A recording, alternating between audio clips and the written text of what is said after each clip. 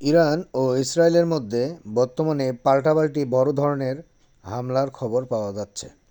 ১৪ই মার্চ ২০২৬-এর খবর অনুযায়ী ইসরায়েলের উত্তর ও মধ্যাঞ্চলে ইরান ব্যাপক ক্ষেপণাস্ত্র হামলা চালিয়েছে, যাতে বেশ কয়েকজন আহত হওয়ার খবর পাওয়া গেছে। ৩ মার্চ ২০২৬ এর প্রতিবেদন অনুযায়ী ইসরায়েল ও যুক্তরাষ্ট্রের যৌথ হামলায় ইরানের সর্বোচ্চ নেতা আয়াতুল্লাহ আলী খামেনি সহ দেশটির শীর্ষস্থানীয় বেশ কয়েকজন নেতা নিহত হয়েছেন বলে মার্কিন প্রেসিডেন্ট ডোনাল্ড ট্রাম্প জানিয়েছেন।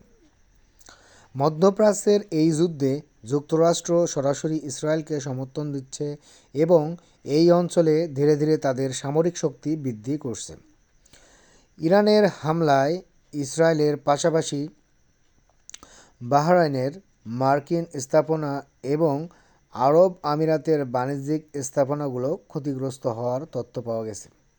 ১৪ই মার্চ ২০২৬-এর সর্বশেষ খবর অনুযায়ী ইরান আজ ইসরায়েল এবং মধ্যপ্রাচ্যের বেশ কয়েকটি স্থানে বড় ধরনের ক্ষেপণাস্ত্র ও ড্রোন হামলা চালিয়েছে।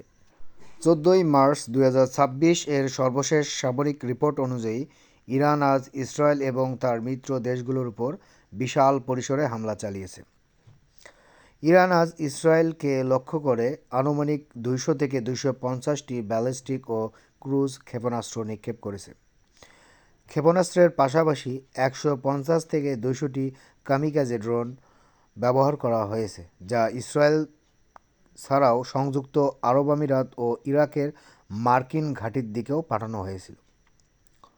ইরান এবার মাল্টি ডাইমেনশনাল বা বহুমুখী আক্রমণ চালিয়েছে, অর্থাৎ তারা লেবাননের হিজবুল্লাহ, ইয়েমেনের হুতি এবং ইরাকের মিলিশিয়াদের মাধ্যমে একযোগে কয়েকশো রকেট ও ড্রোন ছুড়েছে, যাতে ইসরায়েলের আকাশ প্রতিরক্ষা ব্যবস্থা বা আয়রন ডোম ব্যতিব্যস্ত হয়ে পড়ে।